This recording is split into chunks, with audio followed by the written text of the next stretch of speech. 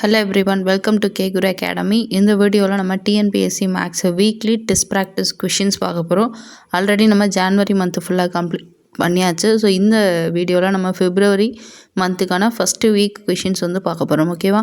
So வந்து questions நல்லா note பண்ணிக்கோங்க. அண்ட் இந்த 1 வீக்குள்ளே அந்த கொஷின்ஸ்க்கான ஆன்சர்ஸை ட்ரை பண்ணுங்கள். நம்ம வந்து வெட்னஸ்டே என்ன பண்ணலாம், இதுக்கான ஆன்சர்ஸ் கீ பார்க்கலாம். ஓகேவா? சரி, ஃபஸ்ட்டு கொஷின் பாருங்கள். ஓகே, ஃபஸ்ட்டு கொஷின் 16 நோட்டு புத்தகங்களின் அடக்க விலை 12 நோட்டு புத்தகங்களின் விற்பனை விலைக்கு சமம். இதன் லாப சதவிகிதம் காண்க. ஸோ அப்போ லாப சதவிகிதம் கண்டுபிடிக்கணும். ஓகேவா?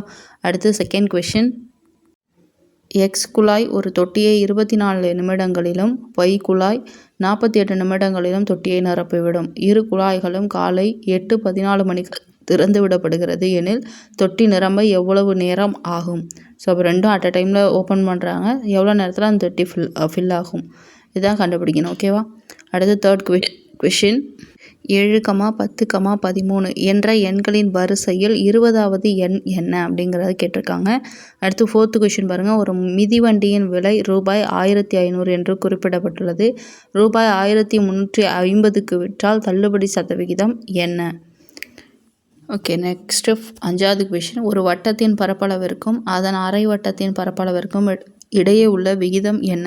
அப்போ வட்டத்தினுடைய பரப்பளவு அரை வட்டத்தினுடைய பரப்பளவு, அந்த ஃபார்முலா யூஸ் பண்ணி விகிதத்தை ஈஸியாக கண்டுபிடிச்சிடலாம். ஓகேவா?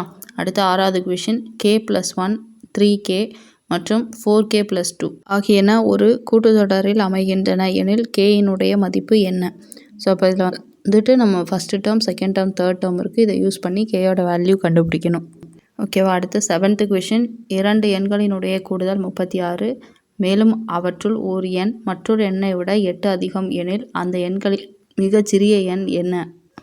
8th கொஷின், 435, 224, 786, 823 இந்த எண்களில் உள்ள இலக்கங்களை ஏறுவரிசையில் எழுதும் பொழுது நமக்கு கிடைக்கக்கூடிய மிகப்பெரிய எண் என்ன?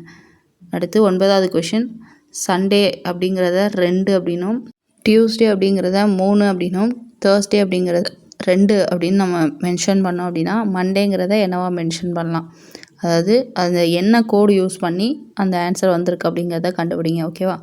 லாஸ்ட் ஃபைனல் கொஷின், ஒரு அணிவகுப்பில் ஒரு வரிசையில் 7 பேர் நிற்கிறார்கள். Q ஆனவர் Rக்கு இடப்புறமாகவும் Pக்கு வலதுபுறமாகவும் நிற்கிறார். O ஆனவர் Nக்கு வலதுபுறமாகவும் Pக்கு இடதுபுறமாகவும் நிற்கிறார்.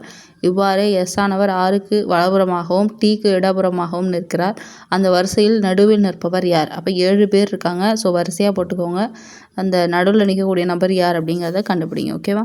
சரி, ஓகே, இந்த 10 கொஷினுக்கான ஆன்சர்ஸை சால்வ் பண்ணி வைங்க. நம்ம அதுக்கான ஆன்சர்ஸ் வெட்னஸ்டே பார்க்கலாம். Okay, thank you.